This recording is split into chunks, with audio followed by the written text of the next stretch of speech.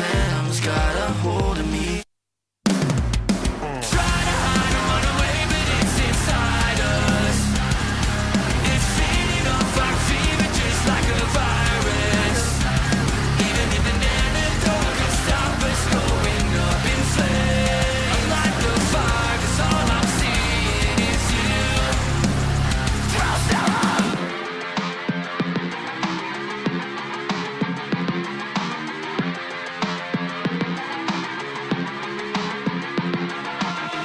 We split each other into particles, you and I.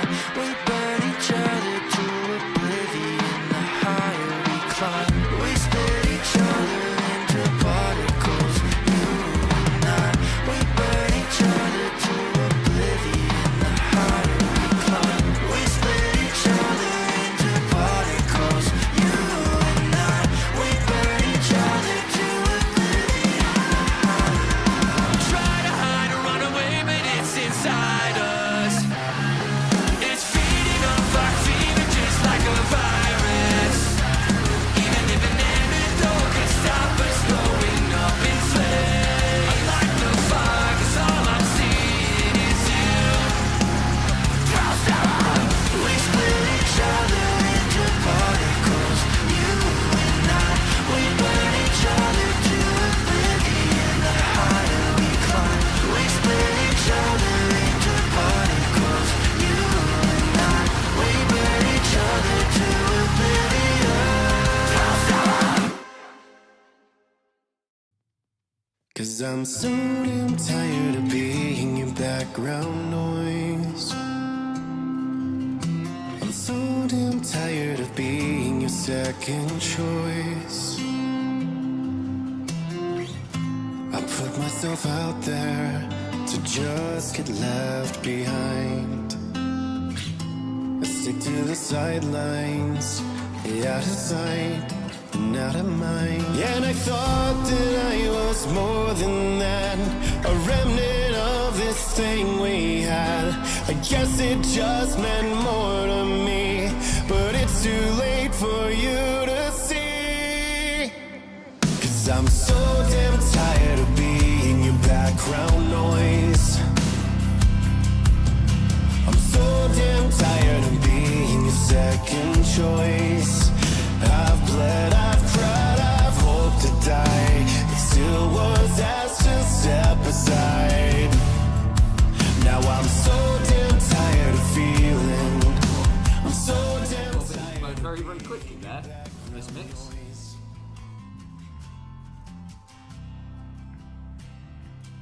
Deary me. There we go, that's all gets in. This is this rock mix that I've been using.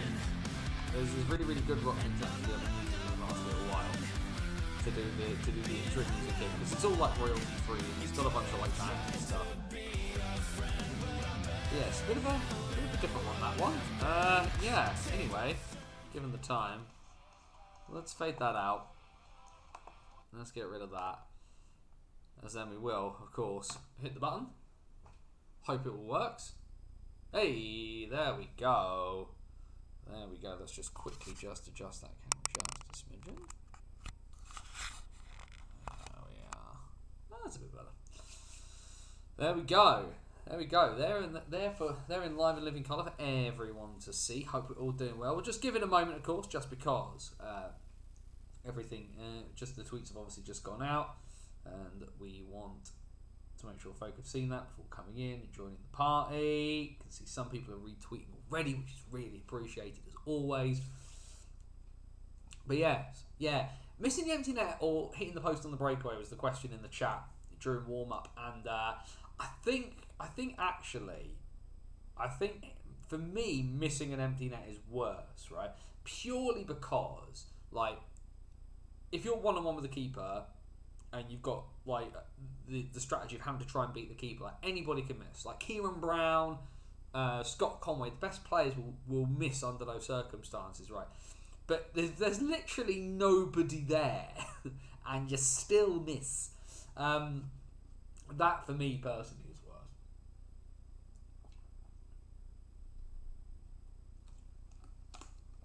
bit of hydration, because it's always very, very important. Still got the bits and pieces. Rocking and wrong. Everything is there. Everything is out. We're very clearly live because people are in the chat. I'm very quickly just going to swap my phone back to a setting that I need it on. Just because, of course, as we know, there is a tendency for stuff to happen during this show. Either way, I think we better get it rocking and rolling. Guys, girls, and the gender fluid and all beyond the binary. It is Wednesday night. It is 8 p.m. and welcome back once again to the BOTW What's Current stream. My name is Anthony Russell, bringing you once again live here from BOTW Towers. It is time to go have a little walk through the weird, wacky and wonderful world of the National Ice Hockey League structure here in Great Britain. We focus on the National Division. That is our bread and butter. That is our home port. But of course, we take the opportunity to go through absolutely everything. That includes the National Division as well as Division 1 and Division 2 in the north and in the south. Great to be back. It is Wednesday night again. And it is time, of course, to do our weekly wander through the NIHL. I had a very different NIHL experience this weekend. But, of course, before we kick off too much, better go through and do our housekeeping bits and pieces as we usually do at the top of the show. Bannersonthewall.wordpress.com. That's your number one source for all things related to the NIHL structure, including, of course, following me on my journey across British hockey this year. For those of you unfamiliar, Banners on the Wall was a website that started back in 2011 as a website to cover the Basins at Bison, where the Bison have now wandered into the mists of time for the time being.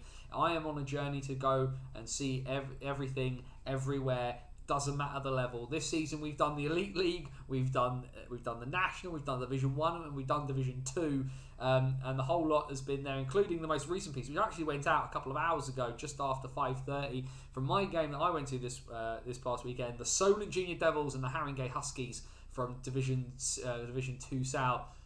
An unexpected gem, it must be said. Some bits I did leave out, which I'll talk about in here. But yeah, you've got that Banners on the Road series, which is me rolling my way through hockey this year from the top of Scotland to the very, very south coast. I've literally covered at least part of the country this year. There's also a Hockey Story series. Had an interview guest confirmed, different interview guest. The one I was meant to be recording last night unfortunately fell through. My interview guests were ill, so we've had to rearrange that one. But that's gonna be rescheduled, and I've had somebody else confirm. Saying that they're happy to come on. So we've got some stuff in the pipeline. Very big guests in the pipeline if we can get it rocking and rolling. But there's a bunch of stuff there, including the back catalogue of the old BOTW podcast, as well as Dice Hockey, our free to download tabletop simulation ice hockey game. All of that is there at bannersonthewall.wordpress.com. And of course, the other bit is we are live on YouTube Wednesday nights throughout the season at 8 p.m. Where we go through as much as we possibly can with all the news and all the action, all the views. And of course, the great bit about YouTube is it's live and you get the wonderful option of joining in the conversation with the chat function over there. Now, please, the big golden rule here is if you want to use the chat here on the What's Current stream, remember the golden rule. That is DBAD. Don't be a dick. Be respectful of other people's thoughts and feelings, and we'll have a wonderful time. And of course, if you are joining us, you are watching us wherever you are, some people watch on their phones, some people, I know, put us on massive 50, 60-inch television screens, which is terrifying given this hairline I've got. But either way, if you're watching wherever you are, please make sure to retweet out the stream. Let's have people joining live, people catching up afterwards. Let's see if we can get some more bits and pieces. Try and grow the channel. And of course, if you haven't already, like the video, subscribe down below, and of course there is a new video interview out this week, part of my series I'm doing with the Solent Devils. The details in the Devils. I talk to Devils captain this week, Alex Cole. Just hit 400 games for the club. Fantastic interview, really unique character, Alex Cole. If he's not a guy you've ever heard of before, make sure to go and check that out. It is about an hour's long, but that's the joy of YouTube. You can pause and come back to things, but Alex and I talk about the start of his career. He's the brother, of course, of Christian Cole, one of the best netminders ever to play at the third tier level. We also talk about what his favourite film is and is it really Barbie? And we talk about his one rogue appearance for the Manchester Phoenix as they were in their death throes. But all of that, of course, is here on the BOTW YouTube channel. Like, subscribe, share, feed the algorithm hamster, as I like to say. Either way, we have had some big news come out today that we definitely need to talk about from the NIHL, and especially about the NIHL National Division, and that is that we finally have a date. The Swindon Wildcats, after wandering having had to almost literally walk on water, are back. They are coming home. The 16th and 17th of December will be the return of the Swindon Wildcats to the Link Centre. Work having finally been nearly completed at least. It's obviously only the 29th of November at this point as we're recording. But great news, fantastic news. Really, really excited for everybody connected to the Cats. I'm just going to very, very quickly pull up the press release that was on the Swindon Council website, because I know it's pretty much the same as it was on the Wildcats one themselves, if you haven't had a chance to check that out. But we'll just hit the big highlights of it here from the Swindon Council website. So this went up earlier this afternoon. This went up around sort of 3 p.m. today before ending up on the Cats website. The ice rink at Swindon's Link Centre will reopen earlier than anticipated thanks to extraordinary effort by the Link Centre staff and the support of Swindon Borough Council, because of course, council being a council, they need to take the credit for this bit. It's now hoped the rink will open its doors to the public on the 18th of December, with the first home matches for the Swindon Wildcats ice hockey team taking place on the 16th and 17th of December. The ice rink closed as a result of the devastating flood at the Link Centre on the 17th of September, following unprecedented torrential rain overnight. The floodwater penetrated the ice rink itself, compromising lighting and electrical circuits. The damage also affected the sand ice pad base, which had to be replaced. The rink had only been open a matter of weeks following a £300,000 16-week renovation programme, replacing the cooling tower that had taken place over the summer months, designed to improve energy consumption and improve efficiency. Just flicking through some other bits and pieces. £2 million funding bits and pieces have gone into that. New state-of-the-art ice technology and equipment using part of the £2 million funding from the local authority already allocated to the leisure provision earlier this year. The new ice installation, which costs £385,000, is expected to reduce electricity usage by 20%, saving the equivalent of 283 metric tons of CO2. Now, that might all just be PR gumph, of course. However, there's something that has to be said, of course, that ice hockey is a very, very energy-intensive sport, not just in the sense of the amount of effort you and I put into this, folks, but in terms of finding a way to be more energy efficient. I'm actually, if that's true, and I'd love to see the numbers, but the fact that they've spent the money to help, try and reduce a little bit of that carbon footprint. Excellent news. Really, really pleased to hear about that. Also, as well, GLL is reducing its carbon output because the council, I know, does have net zero carbon emission ambitions. We will skip through some of these bits and pieces to the bits and pieces from Steve Nell, because there's a quote from Steve Nell in his press release. This has been a very difficult couple of months for the whole ice hockey community in Swindon. We're extremely grateful to GLL, Swindon Borough Council, and the contractors on site who have worked around the clock to get the ice rink back open sooner than expected.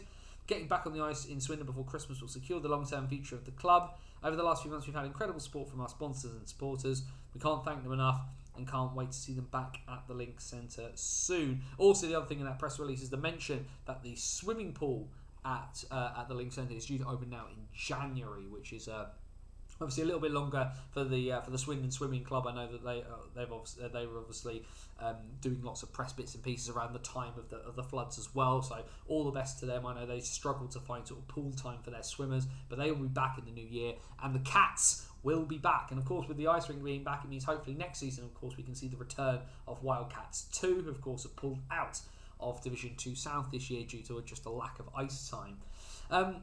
Certainly fantastic news. I was chatting to Tom Graham earlier, of course, who's done the Wildcast and has done bits of commentary as well over the course of this season. But I was really impressed with the fact that they really seem, Swindon Borough Council really seem to kind of prioritise kind of getting on and getting this done. We should all be so fortunate to kind of have the local council sort of getting behind and supporting leisure projects, naming no names. But yeah, certainly a good thing. Of course, for those of you who didn't catch it last night, the Swindon Wildcats did their YouTube live show, which was on their channel. They had Steve Nell on there, and he talked about the fact that they had the first meeting after the flood. The Harvester opposite the rink opened up their doors so they could host their meeting in there. They've been borrowing meeting space and office space off of sponsors and stuff. And I think it's really fantastic to kind of see, the fact that obviously the other national division clubs have kind of accommodated Swindon, moved games, shuffled bits and pieces around, but also as well the sponsors, the fact that and I think this is a very big testament to Sally, the commercial manager, of course, who has now left the Wildcats ahead of her new role, and she's helping out Oxford at the moment. But I think just a massive testament to the sort of community of sponsors built up around the Wildcats as an organisation, where they stepped in immediately to kind of help, rather than necessarily needing to sort of be hurried along. We need a bit of help here, guys, kind of thing.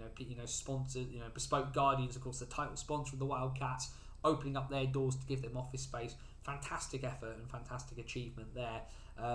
Certainly, I would really like to get Steve Nell in front of a microphone, because I think he'd be a really interesting person to chat to, away from club media, about some of the bits and pieces. And that's not in a wanting to ask him any pointed questions way, but I do I want to see him away from not that I'm unfriendly media, but I'm not affiliated media, and I think there's some really interesting questions to kind of to get his view on. He may not necessarily be that won't necessarily be asked on club media for obvious reasons, but that's why I lurk around, and why I like to cause trouble. I like to ask the awkward questions. I say the awkward bit out loud.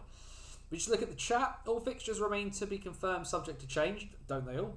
Minimum of 24 home games at the Link, and could be more, subject to cup and playoffs. I'd be very surprised if the Cats don't make the playoffs. Can you imagine if it was a Planet Ice rink again? All the jokes. It's been beautiful, Charlotte. It's been beautiful to see how people have rallied around the club during this time. Yeah, and I think this is the strange thing about we see it in a multitude of sports where where the community that surrounds the club, and I think people sort of forget, and they make fun of this idea about sport is a business and everything needs to be run as a business, and I think that's such a narrow, reductionist view of what a sports team is, and it's everything that's built around it, of sponsors and supporters and the people who work for the organisation to kind of make it run. Because we can't just sit in an office all day. We need exertion of energy. We need relaxation. We need escapism. We need something to channel our energies into, to enjoy and push on and have more people see. And that's what ice hockey is for a lot of us, right? And it's not yes, there is a business aspect to that, but it's such a narrow view of what a sports club is to just say that it's all about the business. Yes, and again, I've said this before, that's capitalism. You've got to operate in the world that you live in, not the world that you want. But also, you have to work a little bit towards the world that you want, and actually kind of making people realise what an asset the Wildcats are to the local community, not just the ice hockey community, not just the ice sports community in Swindon and Wiltshire, but what an asset is to Swindon as a place, and Wiltshire as a county, that this team is not just representing the area on the national stage, but it's well run and it's well supported, and sponsors get on board. And I think that the fact that that's kind of been able to happen is a really, really big thing, and it's kind of that model, I think, for all the jokes we can make of the Cats on the ice, and you can make them, because they do have their it's not a stereotype if it's true kind of thing. Swindon has its foibles, but as an organisation, they've been really, really tested here. We've said for a long time, and a lot of people have believed about how well run Swindon are, and actually we're seeing that, because it's not just something bad has happened, and it's all that level of coordination, and not just Steve Nell and Aaron Nell and people in the office, but it's people poking their heads above the parapet. What can we do? How can we help? And that's when you're doing things well, because when you get into the sticky situation, the people are stepping in to kind of help you, and you come out the other side. Now, it's going to be rough for the Cats, because there's a big gaping hole of money that they didn't have and have had to spend to do a few bits and pieces. But the fact is, Tom mentions there 24 home games as a minimum. That's a lot of income that they can hopefully get into the club. And the fact that, of course, that now they're coming back post this thing, post this issue with the flood, there's an opportunity here for Swindon to really, if they can, ramp up that PR machine locally. And I don't just mean sticking it on Twitter and Facebook for their fans. This is their opportunity. to get out into the community and say, Swindon, we're back, and we are, we are here. We are a team of the town. Come and join the excitement at this kind of reset button. I'm not saying it's obviously not a complete start over for the Wildcats, because the organisation is exactly the same, but this is a real opportunity to kind of to use an old man's phrase. Here's the turning over of the cassette. This is a marker point for the Wildcats when they get back into their own building to kind of really show people, especially right at the start of the Christmas holidays. No better way to start Christmas off with a bang. What's Tom said here? Very lucky the club, supporters council, GLL, and so many others have pulled together to keep the show on the road. Make no bones about how bleak it was during the first couple of weeks. Yeah, and I mean we were all terrified as to kind of what happened. But I think the telling point for me, just about that sort of the way that kind of bits and pieces were surrounded, where I was stood with Owen Blackstock at the back of Block B of the Dumfries Ice Bowl, and to my left, I appreciate that's the other way around, but to my left was 80 Swindon fans who had made the journey from junction 15 of the M4 all the way up to Scotland. Like, not like a couple of people, 80. Like the better part of 100 people, 80 people coming up from Swindon to watch those games in Dumfries. 80 people is more people than were at the game I was at on Sunday in Gosport. Like, that's the kind of thing that you can kind of generate, and not to turn this into a Swindon Wildcats love fest, because they're a club with faults, like every club is, but I think it's a really good example. And also for the National Division as an entity, this has been a really, really big test as well. One of your most financially stable, best run clubs suddenly is in the middle of a massive issue where they have no ice of their own, looking down the barrel of a massive amount of spend that could financially almost cripple the club. And they've had to kind of react and work together as an entity. When you think of what happened back in the summer, all of the Sheffield Steel Dog rigmarole and everything that happened there, I said that this was the first sort of real test of that sort of bit of collaborative working. Well, here was the second, and they for the most part have passed that. We're obviously not going to be able to kind of say that 100%, but we will have those conversations next summer and kind of see how we feel about how this is done. What sort of position will Swindon be in? It's kind of why I want to speak to Steve Null, because I think I'm really interested to kind of hear about how some of those circles kind of intertwine. Biggest challenge will be keeping attendances up when the fixture list is congested, and we have a lot of Saturday, Sunday double headers where walk-up fans will pick and choose more.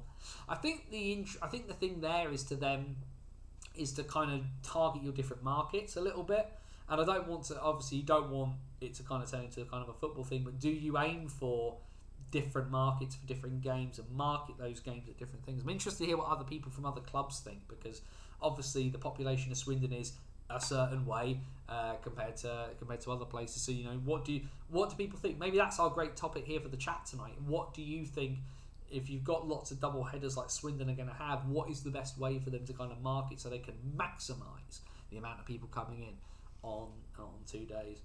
But yeah, great bit of news though. Like, really, really pleased obviously to have the Wildcats back and rocking and rolling. So I'm just having a quick squeeze, just because I've just seen something there.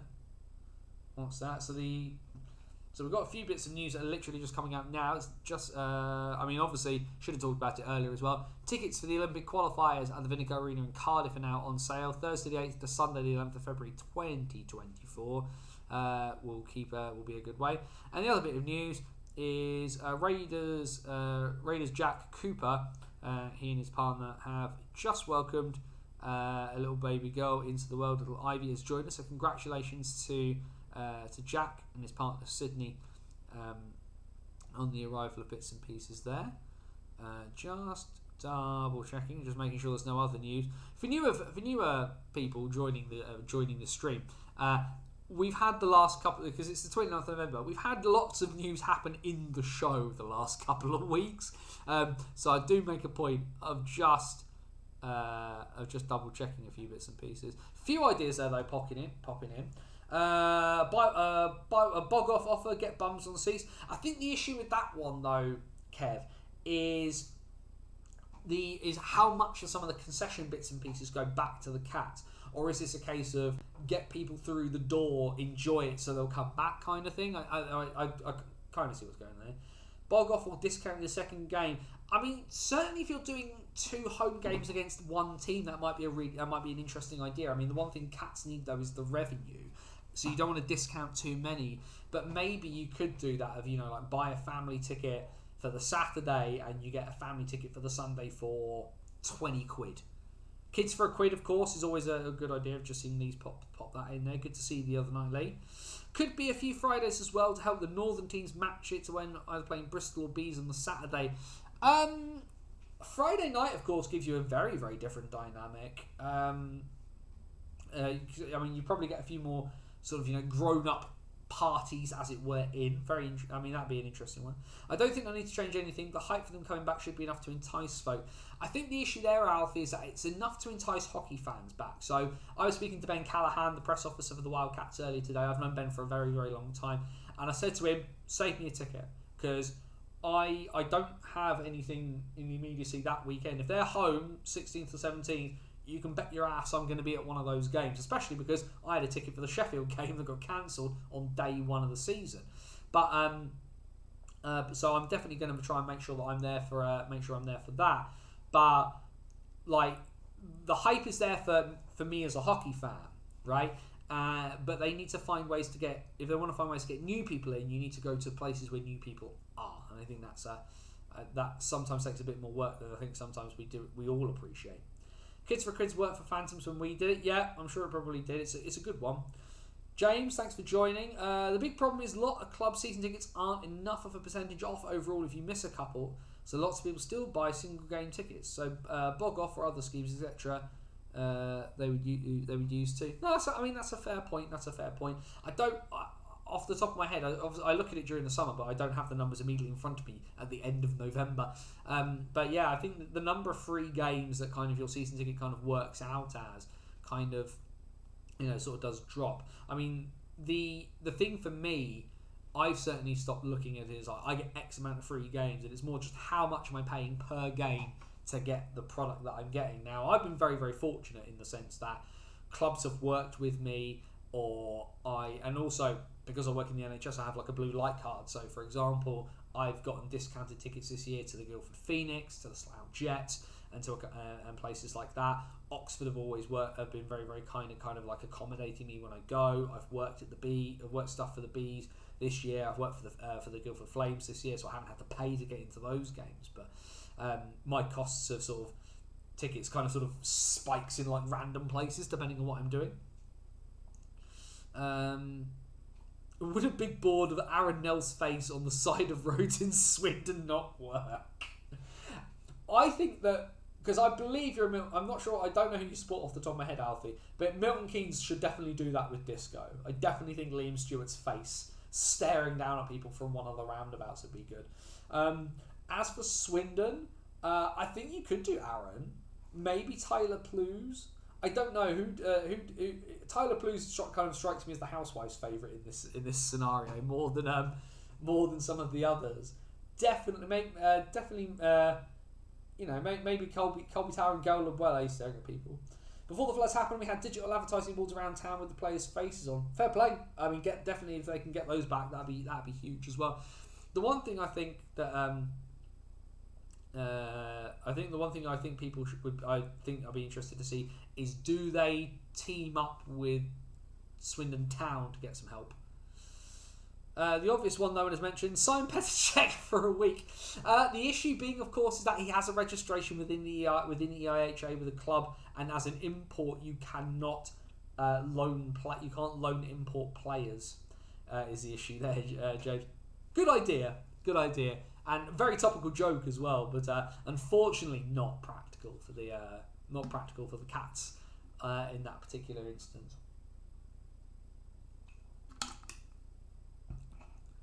Also, there's a question. What import Swindon fans would you take out to let Petr Cech play for a game? Which one would you drop out of the roster? There's a question for you. Ben, I can see there from Zero Pucks Given, of course. He's done an episode with some folks this week about the impacts of concussion, so do go and check that out. He's also, and I think correct me if I'm wrong, Ben, it's probably tomorrow, isn't it, where Jamie McElroy is on before he goes penguin chasing down south for a while. And Aaron Billboard is just crying out to be vandalised, probably by Steve Nell with a marker pen.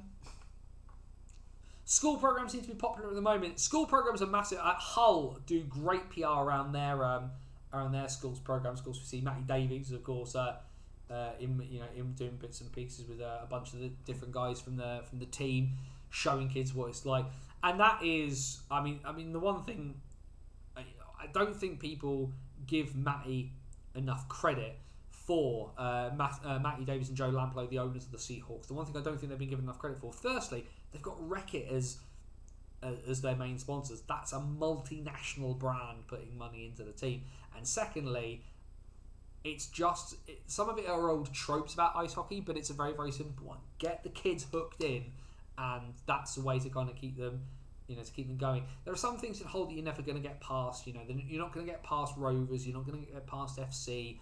You're not going to get past Hull City for a bunch of people. But the Seahawks stepping and staying in the sports space, getting kids interested and involved is going to be massive for them.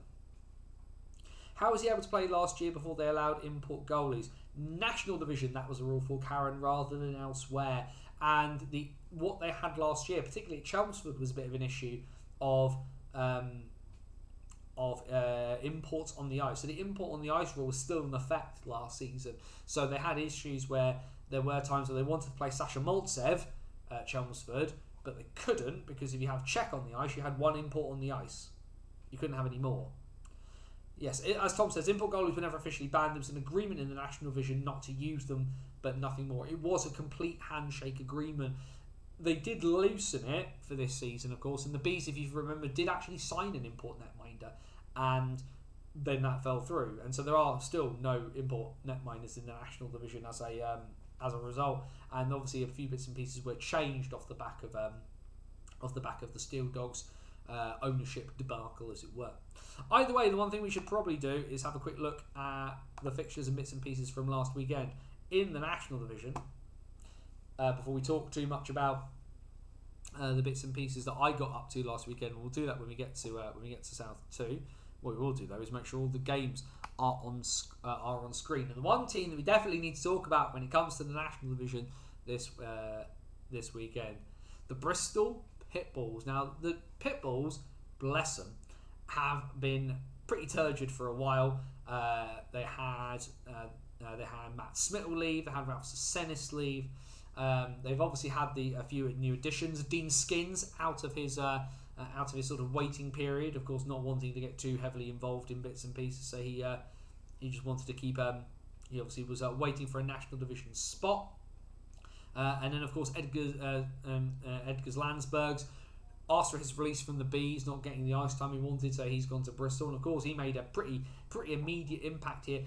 Interestingly, though, the other addition was Brennan Feasy, their import, joining on, signing on as well as playing as being an assistant coach, and an immediate dividends paid, a 6-2 win for the Bristol Pitbulls over the Sheffield Steel Dogs on Saturday night down over in Bristol. And then having come close but having lost to them last weekend, the Solway Sharks, well, the Peterborough get a point out of it, and a last-minute equaliser sees Slava Kulikov's men get something out of their long trip to Dumfries. But an overtime winner for the Sharks means that they get 2 points on the weekend. Of course, all things considered, Slava Kulikov will forgive Callum Hepburn for most things, given the cup win. So he probably will just let that one slide for a while. Elsewhere on Saturday evening, of course, the two teams at the top of the table both coming out with wins. Leeds with a 5-3 win, run close by the Bees again. They had a very, very tight encounter down in Slough earlier this year that Joe Scutts and myself commentated on. But the Knights with a 5-3 victory, and then the Lightning will definitely have a bit of a closer call than they might have liked at home, but a 5-4 win over the Raiders. And the Raiders feel like they've fallen off a cliff a little bit recently. Their recent run of form has been pretty poor. That then led into Sunday, and the Pitbulls making a massive statement. A 6-0 shutout win for Ben Norton in net as they put the Bees to the sword. The Bees just not turning up at home on Sunday. A terrible result for Dom Gabai's men. But the issue, this is the second kind of loss like this of the season. The Bees losing 7-0 in Hull, the second game of their sort of northern road trip earlier this year. But sometimes it just doesn't work. And this doesn't immediately make the Bees a bad side or anything like that. But the Pitbulls kind of finding a little bit of form. Every dog has its day, if you will pardon the pun. But a 4-point weekend desperately needed for the Pitbulls as they look to try and claw themselves further up the table. And, well, a 3-point weekend for the Peterborough Phantoms. Their 6-3 win away at the Seahawks, whose form again is starting to get a little bit patchy recently, whereas the Phantoms are starting to really get into their groove. Curse them for it. But a Phantoms away performance, you can only imagine how frustrating that will have been to watch. However, they do the business there. A 6-3 win means they get the 2 points. A 3-point weekend, very useful if they want to keep touch with the two teams above them. Sheffield and Solway have another close battle. They've run each other close quite a bit this season. A 3-2 win for the Steel Dogs at Ice Sheffield as they are hanging around that sort of that last playoff spot. A few people have said that they're probably a little bit tight on bits and pieces, like they need a couple of extra bodies, but Sheffield still keep finding a way. Swindon, of course, we talked a lot about them, but they get a big result away at Telford. Now Telford, of course, have had a really decent run of form recently, but a huge win for Aaron Nell's side, and then a massive win, quite literally, for Milton Keynes, having been run close by the Raiders the night before. The Raiders, they dropped her, they absolutely pooped the bed at home. 12-3 for the MK Lightning, a 17-goal weekend for Tim Wallace's side, and that should be the Raiders potentially just kind of need to rethink some of their strategies at the moment. Lawrence hit was very similar to the Bramah hit. Would like to see it again. Only saw it in real time. It's fair enough. I imagine Dylan Lawrence would be handed a ban for Saturday. Didn't see that was getting food. No call on the ice at the time. It was assessed a 5+ game for a check to the head, which I think some MK fans will be very, very cross about. The Pitbulls might not be the best team in the league, but Norton is legit. Bees losing Priest to injury didn't help. No, definitely won't help.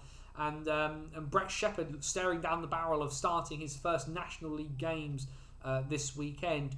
I can only imagine who the Bees are going to have to call in to back up potentially, maybe even get called into the start. For me, I think Shepherd needs to be given the nod here. Don't sign the guy not to believe he can't do the difference there. But yeah, Britton Priest getting injured in that game, unconfirmed at the moment as to how long he'll be out for. And actually, if to think about it, the Norton and Priest together as a sort of a net mining battle there, that is two guys who have been asked to carry a lot of weight this year for their teams. And obviously, it's kind of worked a bit better for Priest than it has for Norton, because the quality in front of Priest is a little bit higher. But certainly he was one of the players who I think, having watched him live with my own eyes, my opinion on has changed the most.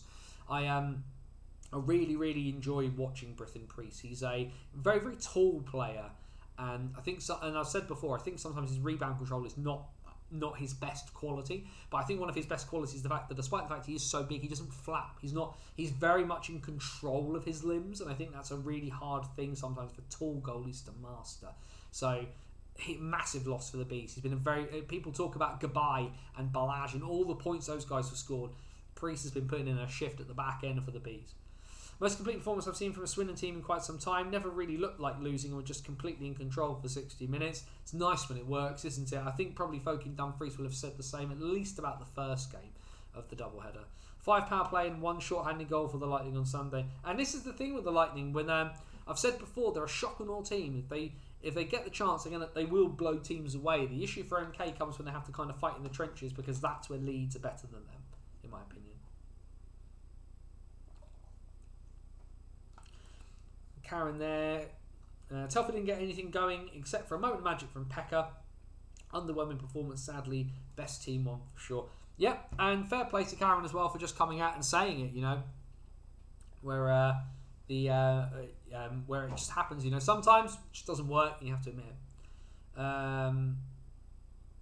Bit of a funny one Sunday with the guy in the away box, penalty box, being kicked out for security. Also, Raiders comms guy and announcers getting heated at the officials. Yeah, that's always really, really tough on that one. The report I have read on the penalty box attendant being removed was he was originally removed for an obscene gesture. The problem is apparently this has now been resolved was because the gentleman in question was shaking up his inhaler to take it. Think of the hand motion you need to shake up an asthma inhaler and why that may not have gone so well. But yeah, it's a tough one. It's a really, really tough one. And certainly one of the things I found on comms is that you can see a decision and not agree with it. And you have to just kind of snap into the thing of how am I going to present this? And I find it very, very hard sometimes because you will look at something and just go, you've got that wrong. And if I'm standing there talking to people at the rink and I'm just there just as a spectator, it's much easier to just turn to your mate and go, well, that was a load of nonsense. But when you're in that position, you've got to do the right thing. And ultimately, you can, as a commentator, I think you can ask the question of the call without questioning the integrity of the official. And you can say, you know, there's ways to do it, I think. Especially with Mr. Irons, hand on heart, the calls were bonkers. I like Jimmy Irons. I actually really, really like Jimmy Irons as an official. You know what you're getting. He calls. You may not agree with his calls, but he calls what he calls consistently, and I can live with that.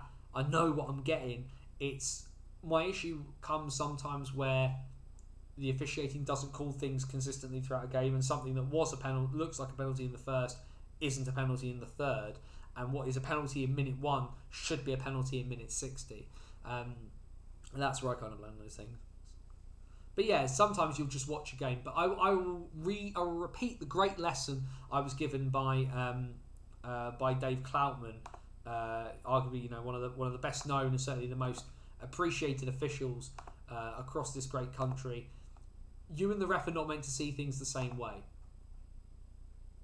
So don't expect to agree, because you're not going to, because you're looking for different things for different reasons.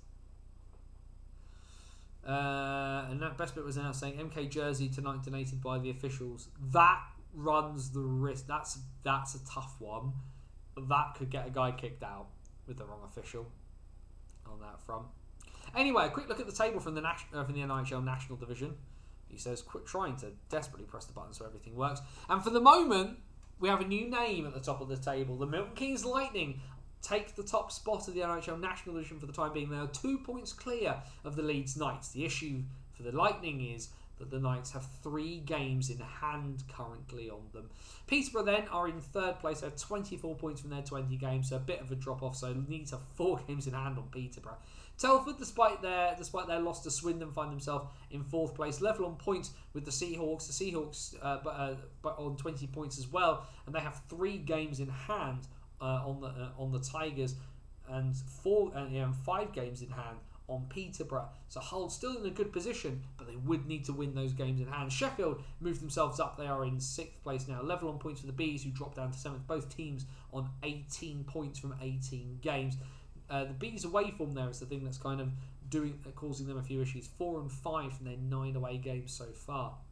And then Swindon are the last team in the playoff spots. They are in 8th place with 17 points from 15 games as we edge ever closer to them heading home. Solway up into 9th place, 12 points from their 19 games. They played a game more than both the Pitbulls and the Raiders, of course, who could technically overtake them, and there is a very, very big game coming before too long between a couple of those sides. But it's nice to see Solway at least pushing towards the playoff spots. Solway in 9th, 12 from 19. Raiders 11 from 18. Bristol, despite their 4-point weekend, they remain bottom, 10 points from 18 games. They have last weekend doubling their win total for the season. We will just look very quickly as well then at the fixtures for this upcoming weekend, 2nd and 3rd of December. And like we said, there's some big ones in the offing, particularly this home and home. So Saturday at Cribbs Causeway, a 7 p.m. face off for the Bristol Pitbulls and the Solway Sharks, to then play the following day at 4 p.m. in Dumfries. I appreciate that a lot of hard work has gone into getting these fixtures sorted out. The timings on that are mental. 7 p.m. face-off means at least somewhere around a 10 p.m. finish to then drive all of them up to Dumfries to play at 4. That's mad. That is really, really mad.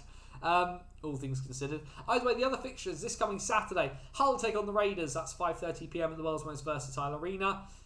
Telford versus the Bees is Saturday at 7 p.m. And then the other big home and home Saturday, the Thunderdome, 7 p.m. The MK Lightning and the Leeds Knights. Last year in that initial fixture, we got the MK Lightning winning in overtime with Bobby Chamberlain on commentary shouting his head off. But we will see what happens there, because the two teams then go back to battle the following night, Sunday the 3rd.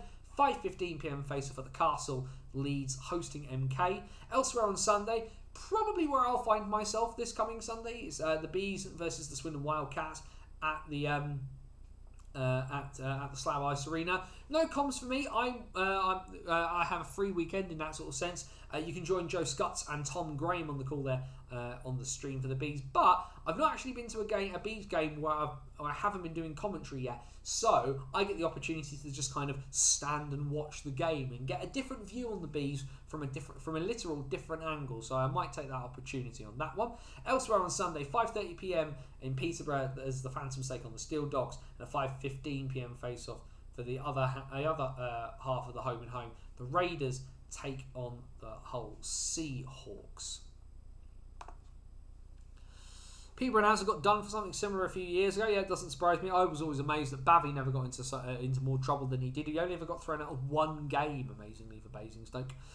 Leeds games in hand: Swindon away, Hull home, Peterborough away. Which from us, not easy, but they're all winnable for Leeds. Although their record in Peterborough, not necessarily the greatest if we think about the cup final last year. Letting Joe Gretton score. Bad times for all. But yeah, so either way, a couple of home and homes this weekend. And like I say, that Leeds MK home and home, massive in the context of the title, because if Leeds win and then they at least get, if you think of those 3 games in hand, they get 4-5 points out of that 6, and they win both games this weekend. That really, really causes a bit of a problem for that one. Air the Bear in MK and Telford on Saturday night. So yeah, if you're going to those games, make sure to take a teddy bear along. Please follow the relevant instructions from the club as to what you need to do on that front. Joe is a god. Which one? Scutsy or your announcer? Let's quickly line up the next load of bits, which is there.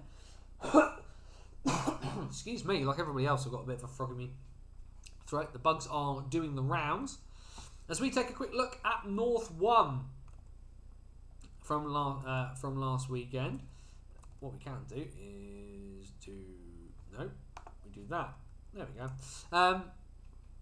Get ourselves all set up. Bailey Conga looks like a good signing. He does actually, yeah.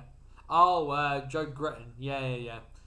He's not. God might be overstating his powers somewhat. Either way, some pretty sizable wins on Saturday in North 1.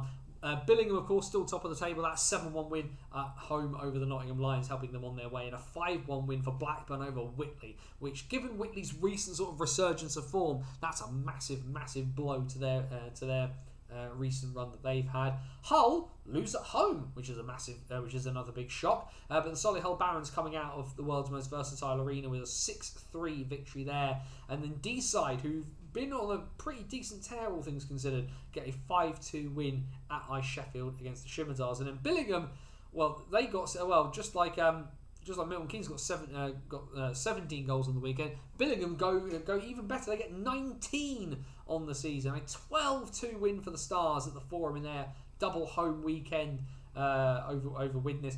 Widnes have just had an absolutely torrid year so far, despite actually having probably one of the better netminders in the country in Luca Tassandri, and then Harrison Walker as well helping into the bargain, but just no support in front of the guys there at the moment. Deeside, though, their recent winning run comes to an end. They lose 6-3 at home to the Blackburn Hawks, a 4-point weekend for Dominic Osmond's side.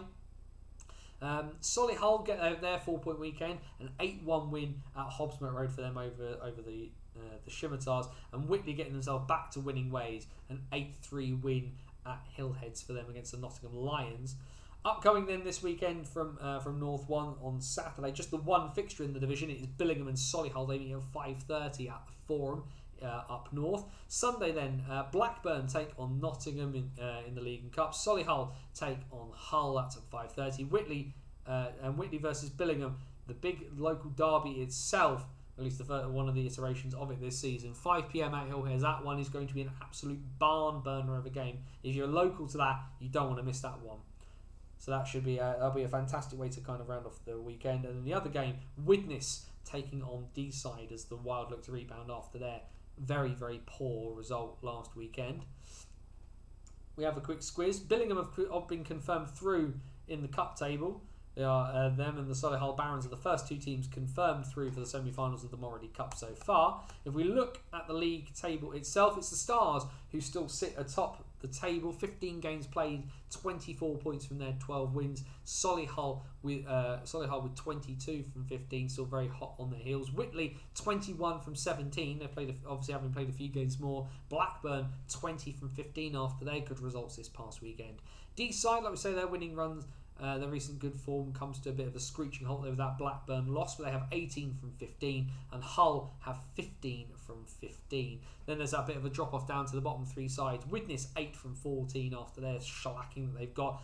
Only won 2 games at home so far, and have a 2-6 record on the road, which doesn't help. Sheffield 7 from 15, and the Nottingham Lions have 6 from 15. Well, then quickly we'll scoot across then into South 1 to have a look at the action from last weekend. Some exciting fixtures there. One result that nobody will be massively surprised by is the Invicta Dynamos with that 7-1 win over the MK Thunder. They're very their very long poor run of results continues for the MK Thunder there. Invicta picking up a pretty comfortable win. Elsewhere on Saturday, a good win for the Slough Jets. They beat the Solent Devils by 5 goals to 2 as they keep the pressure on Streatham, who were pushed pretty hard by the Romford Buccaneers. 5-5 that game at one point, but the league champions finding their way through. A 7-5 win eventually for Ben Painter's side. And the lone game on Sunday, well, Oxford, with some of their recent changes, Ben Nethersall, of course, having been released by Swindon at the end of last season, finally back in action. Not a good result for Simon Anderson's men. The Chieftains absolutely smack Oxford around. They outclassed them at the Ox Pens recently, and an 11-1 win for Lewis Clifford's side. Very, very much keeping things, keeping traffic all one way. A light night in net, as it were, for Jordan Lawday. This upcoming weekend, then, a cup-only game on Saturday down in Gillingham between the Dynamos and the Oxford City Stars. Meanwhile, in league action, Solent will look to avenge last Saturday's loss against the Slough Jets. That's a 5 p.m. face-off down at Gosport. And then on Sunday, Chelmsford take on Invicta, big local derby. We love such things there. The Thunderdome will play host to the MK Thunder and Streatham. Make your guesses on the score for that one. And the Oxford City Stars will have a game that they could potentially do better in than some of their more recent ones. That big loss last week, they'll be looking to rebound in league action as they take on the Romford Buccaneers at 6:15 at the Ox Pens. We'll just have a quick look at the table then before we quickly look back at the chat. We'll quickly scoop down. 2 teams already confirmed for the South Cup semi-finals. That's the Slough Jets and the Chelmsford Chieftains. Of course, though, Streatham still have a fair few games to play, as do Solent, as do Invicta, but cup action still rolling on there. But then it's still very, very close at the top of the table. Streatham hold the tiebreaker over Slough, which is why they sit top ahead of the Jets. Both teams on 22 points from 14 games. Chelmsford have 20 from 15 after they pump Oxford. Solent 14 from 11. So games in hand for Alex Murray's side. Still very, very much in the hunt. 12 points from 13 for the Invicta Dynamos in 5th. Romford 9 from 13. Oxford 6 from 14. And the Thunder bottom 2 points from their 10 games played so far. We'll just quickly go and have a look at the chat. Scoreline a bit unfair on Nottingham on Saturday. I mean, that happens though, and I think the issue as well with the Lions, such a young, inexperienced roster, they do let their heads drop, unfortunately.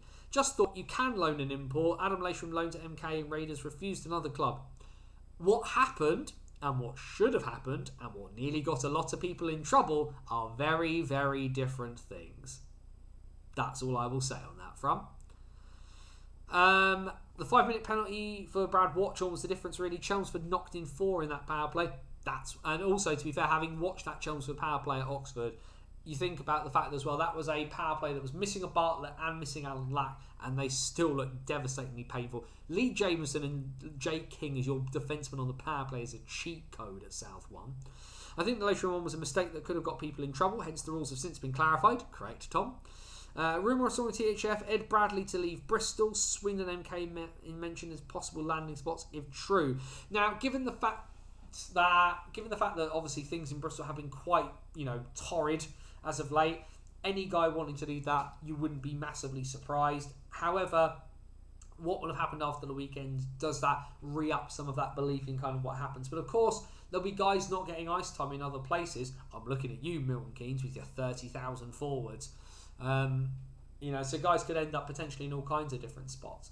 And, the merry-go-round, the in-season merry-go-round happens. So if Ed Bradley does leave Bristol, I can't say I'd fall over and have a big surprise. Although Ed, given the fact he is a very, very good player, out of those two locations, given where he's based, if I'm correct, Swindon would make more sense to me than MK, because there is more opportunity to make more of an impact, and Ed Bradley is more the kind of player I think that Swindon needs than MK, if I'm honest on that front. I think there's just more potential for Ed Bradley to kind of do things. If I'm right, Ed Bradley's also at university in Bath, so Swindon and Bristol are very, very easy options for him, so wouldn't be hugely surprised.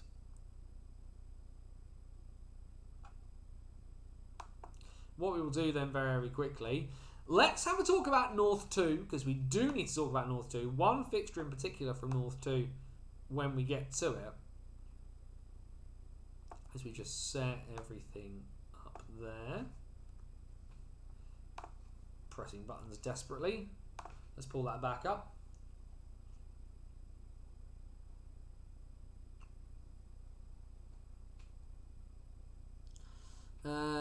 Big move if he does quit, given he's on a 2-year deal. That being said, I don't see Swindon bringing in anyone this season.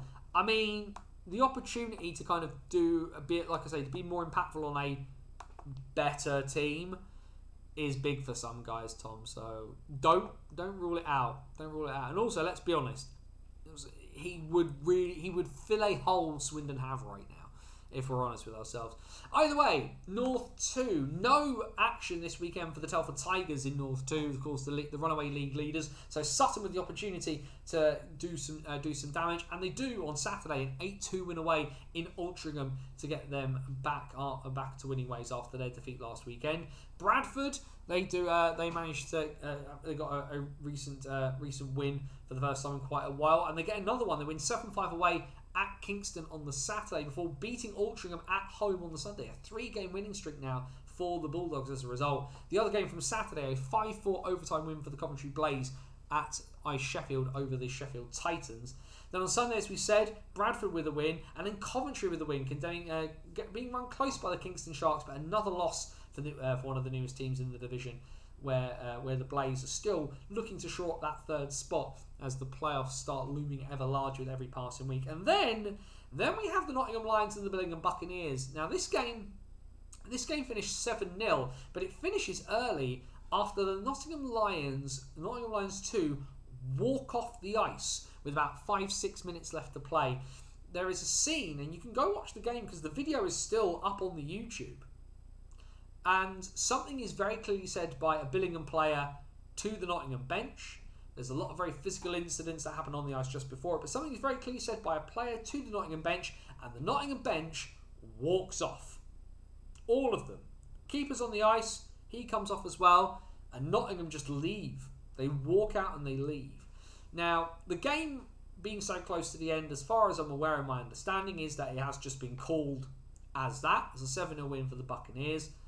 Will the Lions potentially get in trouble about this? I don't know. There is no word at the moment. What I do know is that an investigation into the incident is ongoing.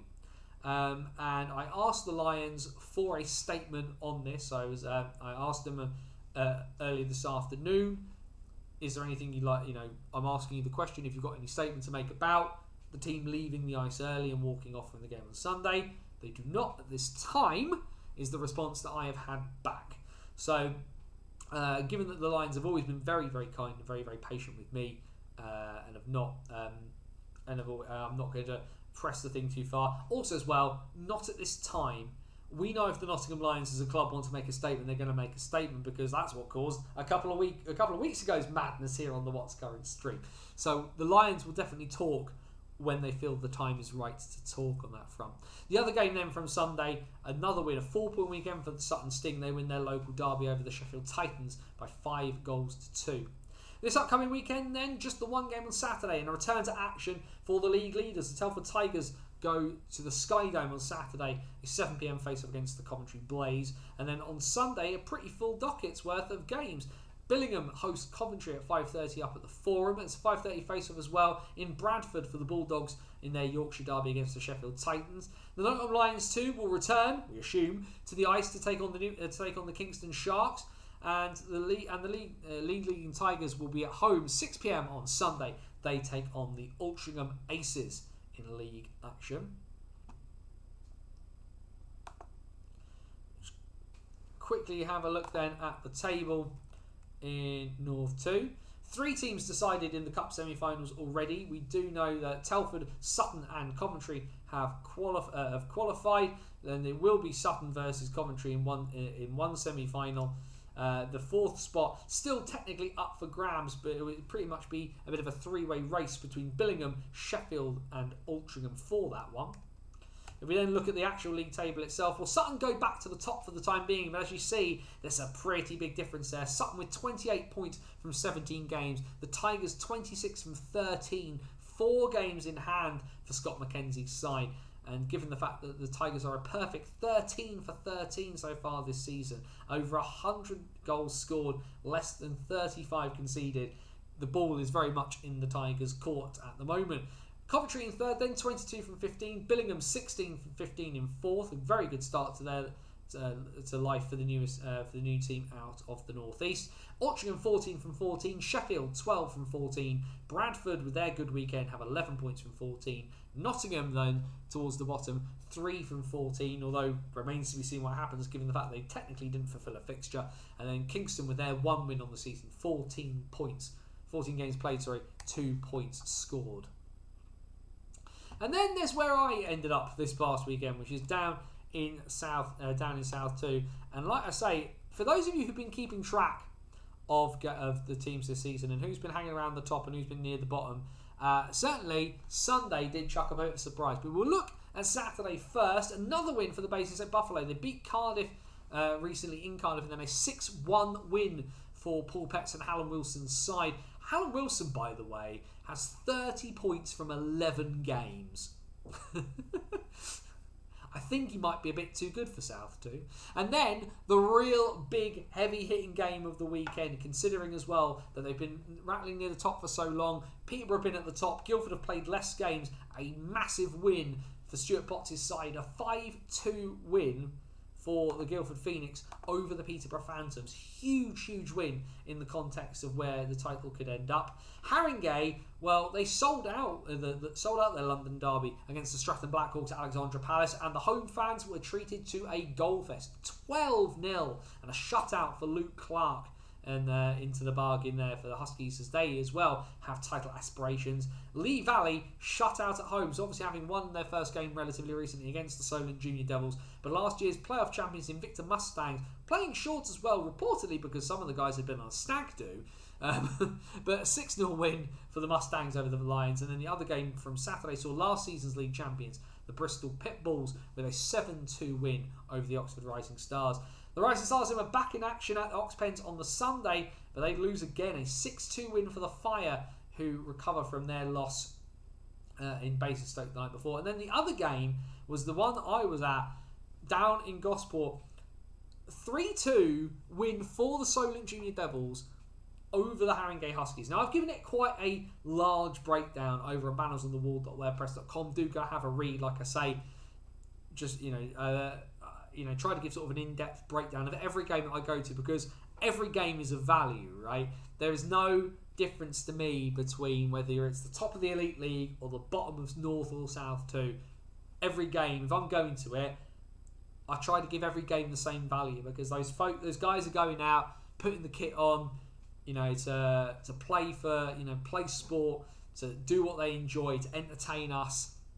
And actually, I make a really big point of trying to make sure every game gets the same coverage. In this game, aside from the fact it was absolutely frigid in that Gosport ring with so few people in it, credit to the Huskies fans who came down, made a bit of noise, got themselves involved.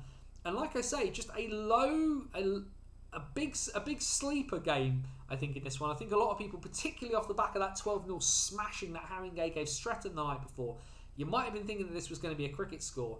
A follower tweeted me just before face-off and said, as they were a Haringey fan, they said, we've always struggled with the second half of back-to-backs, and they struggled with the second half of back-to-back. Haringey falling into the trap so many teams do in Solent.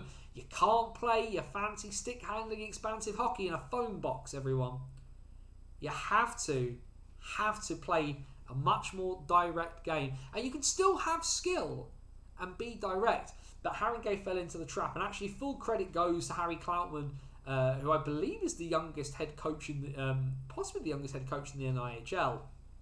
But certainly a fantastic performance by the Junior Devils in this one. 3-2, the game winner coming short-handed from Jack Peacock, of course, dual registered due to his age, but he scored with just over a minute and a half to play, short-handed as well. Graham Ruddock given a 5-minute major power play, major penalty for boarding.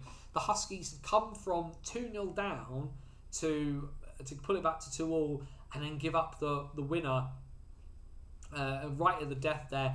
And Jack Peacock celebrated like he meant it. And I mean, credit to the Junior Devils. It is not a team built for finesse. I think I said in the piece they've got all the finesse of a tractor on a country road, but they just absolutely outworked and outthought Haringey. And that's not to say Haringey didn't work hard. They worked really hard, but they didn't work very smart. And I think they just got solved a little bit. They looked mentally very, very tired at times as well. Like they kind of overexerted themselves the night before. And scoring 12 goals is great, but it's still only 2 points, and actually 4 points would have been better than 2. The thing with Haringey as well, and you can tell by looking at the players, watching the players, they're a good team, full of really good players, but they got solved on the night. And credit as well to Rory Martin Edwards, who I think, if I'm right, faced 53 shots and conceded 2 goals. That's pretty decent. For a guy, of course, the third netminder for the Devils first team, and the Devils did pull in their younger players that they've got available from the first team. Chris Nekrasevic, Harry Cloutman, of course, plays between both teams. Jack Peacock plays between both teams as well. But that's a very, very it's a development roster in the literal thing. This is 2 clubs with different philosophies that they've got going on here, and it was a really good game. It was really enjoyable. It was tense. It was tight. It was exciting, and had a little flash at the end. I will say, and I'll ask this out loud, and I really should ask Harry Cloutman about this. If you've ever been to a Solent Devils game in Division 1, when they win at home, they play Country Roads, right? The DJ goes over the microphone and just goes, and now there's only one more thing to do. And they play Country Roads and they skate round and they take the applause and they all go off. And when the DJ on Sunday goes, and now there's only one thing left to do, and I'm like, right, here comes Country Roads, that's what we do here, isn't it? And instead to be greeted with Dancing Queen by ABBA. The Solent Junior Devils winning song when they win a game is Dancing Queen by ABBA.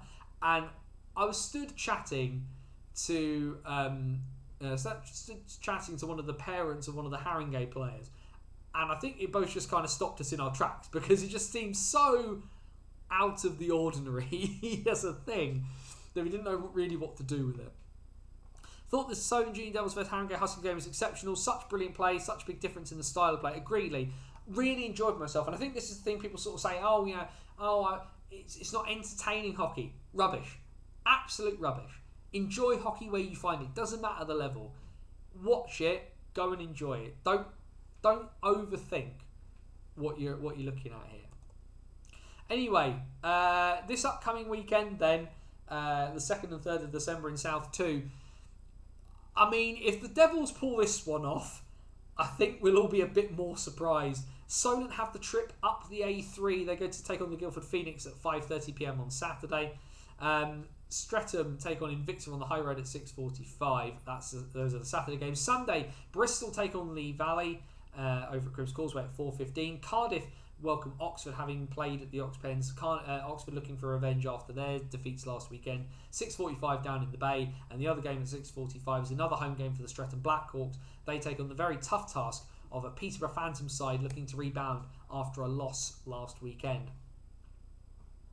Well, then look very quickly at the South 2 table, because if we scoot down, I mean, there is apparently a cup because they have a Western and Eastern group, although things are still not decided. Haringey and Peterborough at the top of the Eastern group, and the Western group is currently headed up by Guildford, Bristol, and Basingstoke. Although you'd think that Guildford are pretty much going to be fine in terms of that one. In terms of the league table itself, well, by virtue of the fact that they've played more games, Peterborough, despite having lost their second game of the season, they are tied with Haringey on 16 points, but the Phantoms hold the tiebreaker following their recent win over the Huskies. 16 points from 10 for both of them, but Guildford have only played 7 games and are perfect through 7. I've conceded the same amount of goals as the Huskies in that time. Interestingly, 18 goals conceded in 7 compared to 18 in 10 for Haringey. But of course, Guildford haven't lost yet. They're still perfect through that. Bristol 13 from 12. Basingstoke with their good recent run of form, as you can see, they're up to a positive record at home for the first time in quite a few number of years.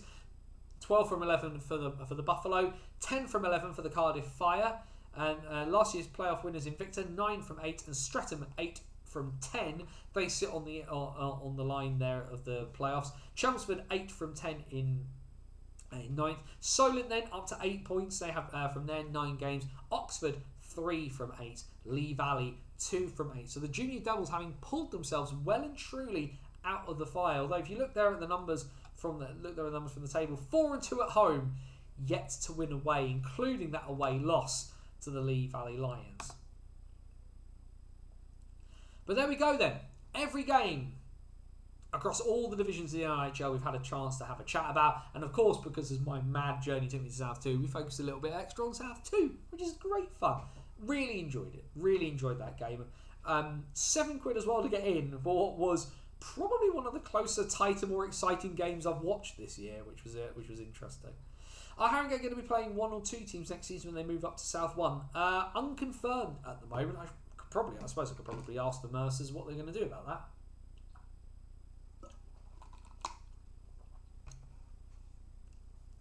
But yeah, my understanding at the moment is they're only running the 1 team. They haven't confirmed a second team or not, but that does remain to be seen. If you have Swindon coming back next year in terms of Wildcats 2, if they're going to return or not, that obviously remains to be seen. But if we could have a Haringey 2 and Wildcats 2, and then you have an even number of teams joining the division, that'd be quite good. But, and I hate to say it, but there is that lingering discussion about the MK Thunder, because again, they're not being competitive in South 1. Is South 2 now an option for MK? There are youngsters that have walked that path between the Huskies and the MK Thunder. Cassius McCormack, who actually got man of the match for the Huskies on Sunday evening, is an MK junior and dual registered with the Thunder and the Huskies. So there is that potential there if they swap places maybe. But that discussion, unfortunately, and I've realised some folk who are affiliated to the Thunder might get cross about me saying it, but they're not being competitive again. They're not competing at the same level as everybody else. It's a league of 7 teams and 1 team that they realise is probably going to be playing either Streatham or Slough at this point now. Like, it's frustrating, but I seriously do think the Thunder need to have a real serious chat with themselves as an organisation of stepping backwards to step forwards in the long term, all things considered. Either way, 9:10, free reign. We have a look at other bits and pieces. Thank you very much to Andrew Day, who's put some scores in the chat there. 2-2 between the Steelers and the Storm at the end of the second in the Cup of the Elite League. And in the league itself, Cardiff 4-0 to the good at the end of the second against the Dundee Stars. McCormack left the Thunder Monday. Oh, well, there we go then. Maybe he's gone to... If he's gone to Haringey full time, I should say I thought he looked very, very handy. Very, very handy.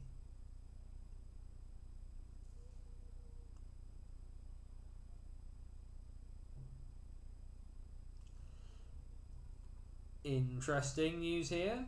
Breaking news from the Martin Ross, the global news editor at Sports Business, is reporting Premier Sports has agreed a deal to buy back Viaplay's UK sports business. Which obviously Viaplay have had massive, massive issues in terms of money and the like. But we'll see whether that means a potential return of UK hockey to our television screens as a result.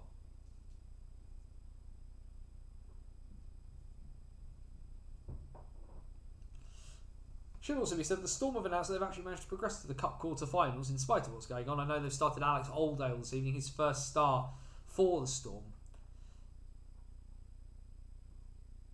I'm sure... I mean, credit to Alex Oldale as well for getting for holding the Steelers to that. The Steelers Storm score means the Storm are guaranteed to qualify for the quarterfinals because of the weird permutations going into tonight. I mean, no wonder Fife's coach Tom Coolan can't understand what's going on with it, because we watch it all the time and we still don't know what's going on. Any other news? I know Oxford City Stars just announced Tom Stevens as their player of the month of November. Ross Miller has been robbed. Is my only response to that. I'm not going to sit here and bemoan people making their choices. However, Ross Miller has been superb for them recently. The Storm qualified and they scored 2 tonight regardless of the result. I mean, fair enough. I can't argue. Basingstoke won the 2018 South 1 title on goals scored. So there you go. Let's just double check if there's any other news. But like I say, free reign, questions, comments, anything anybody wants to put into the chat, appreciated of course. The only way Thunder can be properly competitive in South 1 is if Lightning force the issue, potentially, and like I say, they probably need to step down as a result. Lightning have tried to help out with the Thunder, but the Thunder owner is very stubborn to the frustration of many in MK.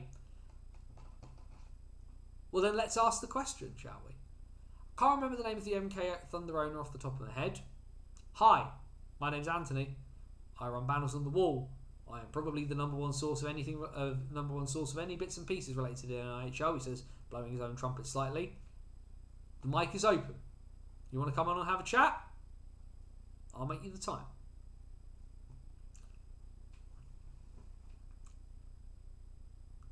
No other news in the immediacy that I can see. Stubborn with what? James, it's British hockey. People are stubborn for a variety of reasons, both good and or bad. But yeah, I mean, that conversation has to be had there, I think, and it's tough. The Basingstoke rink picture, yeah. Having spoken to people within Planet Ice, they have it apparently looks worse than it was. Make your own jokes there, but they've worked on fixing it since that photograph happened. They haven't just kind of left it there to do nothing about. It's being sort of chalked up as a bad day at the office more than other issues that are very obviously based in the ring. Before anybody asks, no, I don't have any news. Did I ask? Yes. Was I told anything? No. That's where we are on that one, unfortunately.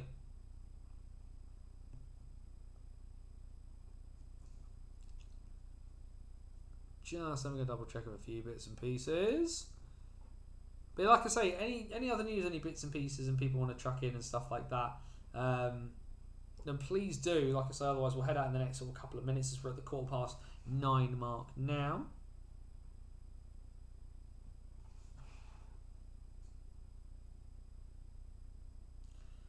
Like I say, no other huge news in the immediacy.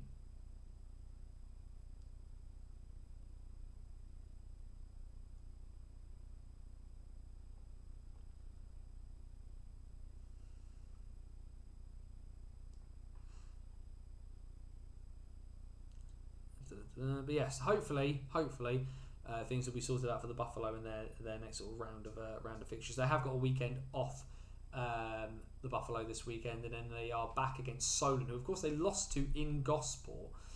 So I think they're. My understanding is they potentially felt they took it a bit lightly down in Gosport, so they will not be so kind the next time around. First Caps game I watched this season on Friday night. Wish I didn't. Same. It was terrible. It was bloody awful. They were rubbish. And then they went and lost to San Jose into the bargain, which is pretty bad. We are not going to talk about the Corey Perry situation here. All I will say is that please, hockey players and hockey fans, remember that Shawsey is a comedy show and not an instructional video or a documentary.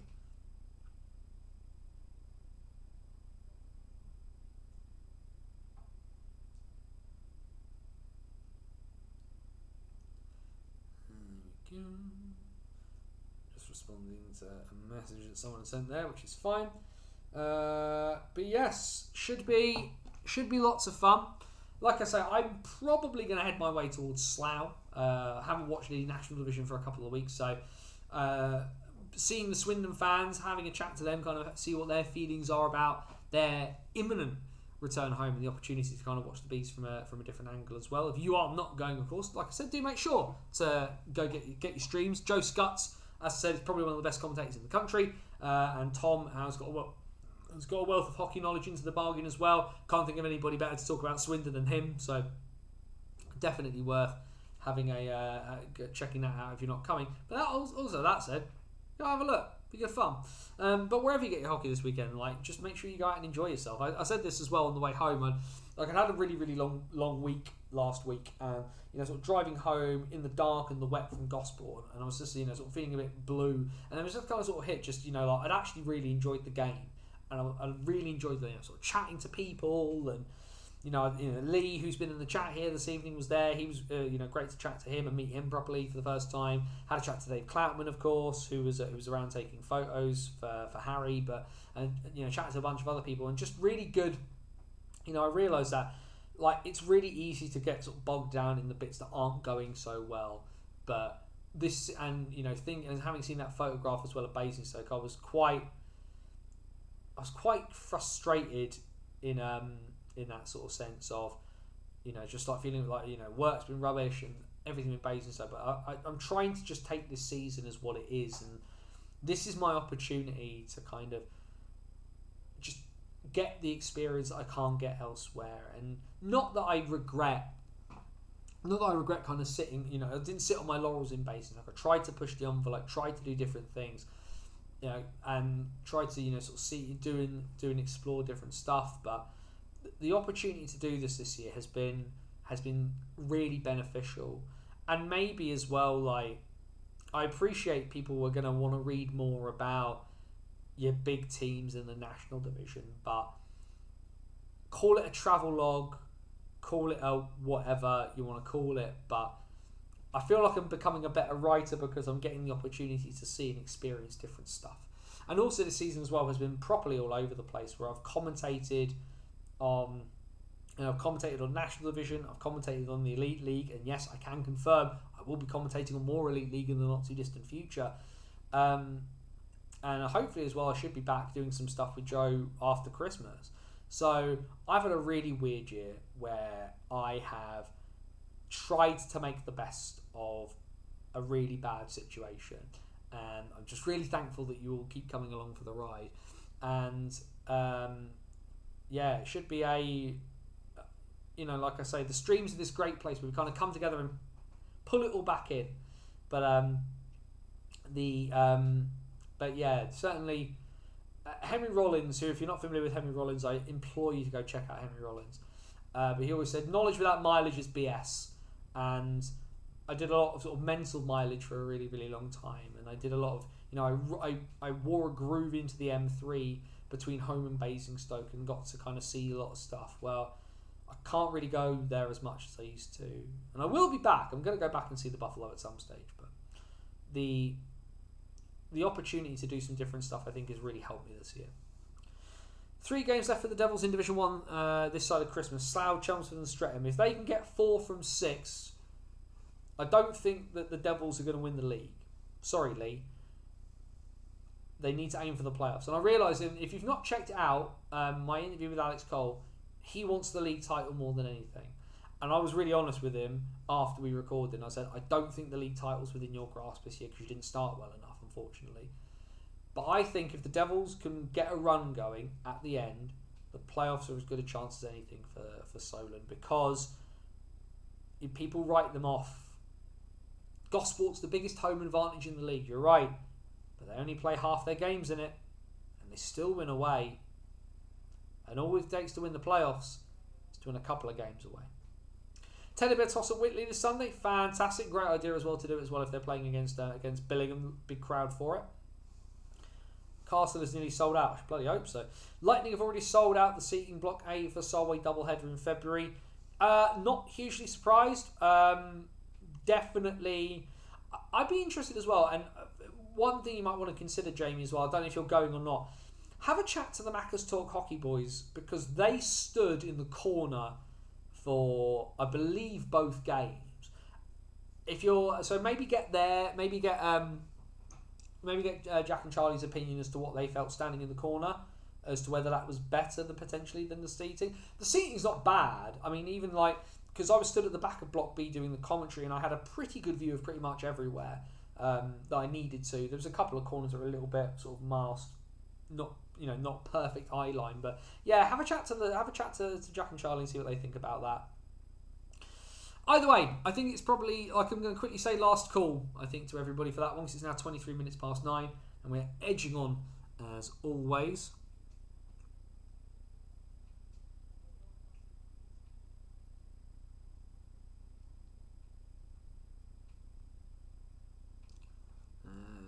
Nothing else happening at the moment.